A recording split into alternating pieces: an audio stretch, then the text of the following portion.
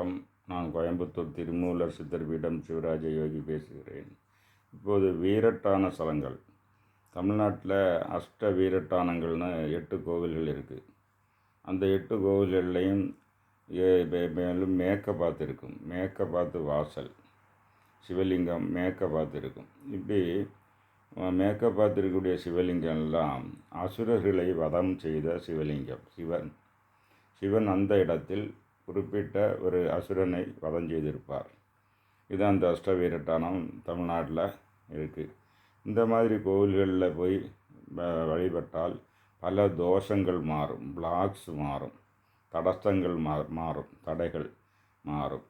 இதனால் இப்போது நிறைய பேர் ஜோதிடர்களின் ஆலோசனைப்படி இந்த அஷ்டவீரட்டான கோவில்களுக்கு செல்லுகிறார்கள். இதே மாதிரி கேரளத்தில் உள்ள 5 அஷ்டவீரட்டானம் 5 இருக்குது.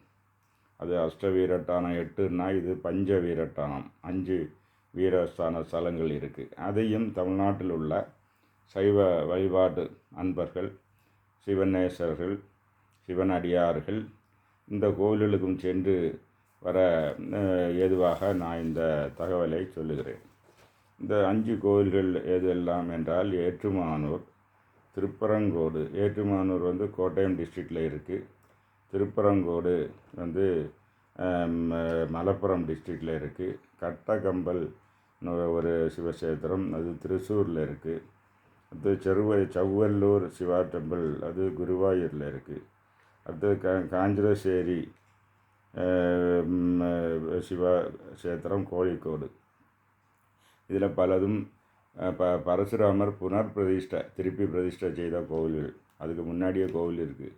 பரசுராமருக்கு முன்னாடியே கோவில் இருந்து இந்த கோவிலில் 108 சிவன் கோவில்கள் பரசுராமர் திருப்பியும் பிரதிஷ்டை பண்ணார். அந்த நம்ம கும்பாபிஷேகம் பண்ணுற மாதிரி அந்த கோவில்களில் இதில் 2-3 கோவில்கள் வருது.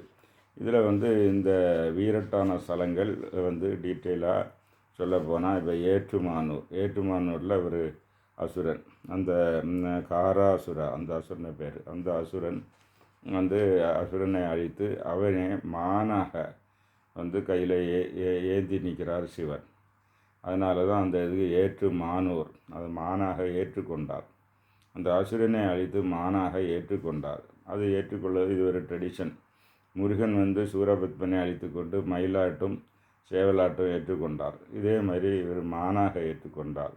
மான் மழுவோட சிவன் இருக்கக்கூடிய ரூபங்கள் தெரியும். அதில் இங்கே மானாக ஏற்றுக்கொண்டார். அதனால தான் ஏற்றுமானூர் இந்த கோவில். இது மேற்க பார்த்துருக்கு. கோட்டயம் டிஸ்ட்ரிக்டில் போய் ஏற்றுமானூர் லொக்கேஷன் போட்டாலே அந்த கோவிலுக்கு வரும். அங்கே நான் பல தடவை போயிருக்கேன். அங்கே அதில் ஒரு பூஜாரி என்னிடம் படித்தவர். அது மகேஷ் முத்தோத் என்ற பூஜாரி. அது டெம்பிள் ட்ரஸ்டி, பெர்மனெண்ட் ட்ரஸ்டில் அவரை காண்டாக்ட் பண்ணோம்னாலும் பண்ணிக்கலாம். அங்கே உள்ள பூஜைகள் 7.5 பொன்னான அந்த தரிசனம் அது காமிப்பாங்க. இதெல்லாம் அங்கே விசேஷம். அடுத்தபடியாட்டு திருப்பரங்கோடு. இது இது மலப்புரம் டிஸ்ட்ரிக்டில் இருக்குது. இந்த திருப்பரங்கோடு கோவில் எப்படின்னா காலனை உதைத்த இடம். காலனை உதைத்ததுன்னா ஒன்றா உங்களுக்கு தெரியணும். எதுக்காக காலனை உதைத்தால் மார்க்கண்டேயன் 16 வயது நிரம்பும்போது அவர் காலன் தப்பிக்கிறதுக்கு வேண்டி சிவ பூஜை செய்து சிவனையை கட்டி பிடிச்சிட்டு இருப்பார் அன்னை ஃபுல்லாக. அப்போ அந்த யமன் அந்த பாச கயரை வீசும்போது அது சிவலிங்கத்தை சேர்ந்து விடுவதனால சிவன் அதிலிருந்து வெளிப்பட்டு காலனை உதைக்கிறார். உதைத்துட்டு மார்க்கண்டேயனுக்கு எப்போவுமே 16 வயசு என்ற வரம் கொடுக்குறார். இந்த இது நடந்தது காசியிலேருந்து 22 கிலோமீட்டர் மேற்காட்டு ட்ராவல் பண்ணால் அந்த சிவலிங்கம் கோவில் இருக்குது. அங்கே நிறைய ஆயுஷ் ஹோமம் எல்லாம் பண்ணுவாங்க. அதெல்லாம் பண்ணிக்கலாம். அதுக்கடுத்து நீங்கள் பார்த்தீங்கன்னா அதே மாதிரி உள்ள ஸ்டோரி நமக்கு தமிழ்நாட்டில் திருக்கடவூரில் இருக்குது. மார்க்கண்டேயன் கஷேத்திரம் காலனை உதைத்த இடம். அதுவும் அஷ்ட வீரட்டானத்தில் ஒன்று. அதே மாதிரி பஞ்ச வீரட்டானமாக காலனை உதைத்த இடமாக திருப்பரங்கோடு கோவில் மிகவும் பழமையான கோவில் இருக்குது. இதெல்லா கோவிலுக்கும் நான் போயிருக்கேன்.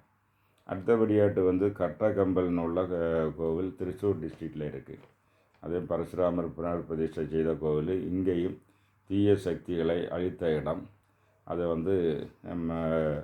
இங்கெல்லாம் வந்து ஆயுஷ் ஹோமம் செய்யலாம். மற்றபடியாட்டு அந்த சரவேஸ்வரர் இந்த மாதிரி தீய சக்திகளை அழிக்கக்கூடிய ஹோமங்கள்லாம் செய்தால் ஸ்பெஷலாக விசேஷங்கள். அந்த பெஸ்ட்டு பேசிங் சிவக்ஷேத்திரம். அடுத்தது பார்த்தா சவ்வலூர் சிவக்ஷேத்திரம். இது குருவாயூர் பக்கம் இருக்குது. குருவாயூருக்கு தமிழ்நாட்டிலேருந்து பக்தர்கள் எல்லாம் செல்லுகிறார்கள். அங்கே மம்மியூர் என்ற ஒரு சிவன் கோவில் இருக்குது. அங்கே போனால் நிறைய சன்னியாசிகள்லாம் இருப்பாங்க. இங்கே வந்து அதே மாதிரி இங்கே வந்து செவ்வல்லூர் சிவக்ஷேத்திரம் அது பக்கத்தில் இருக்குது. இதுவும் அஷ்ட வீரட்டானத்தில் ஒன்று மேக்கப்பாத்து நடை இதில் வழிபட்டால் தீய சக்திகளும் தடசங்கள்லாம் மாறி ஸ்தம்பனங்கள் மாறி செய்வினை தோஷங்கள்லாம் மாறும். நோய்கள்லேருந்து விடுபடலாம். அடுத்தபடியாட்டு ஒரு கோவில் வந்திருக்கு காஞ்சிலசேரி.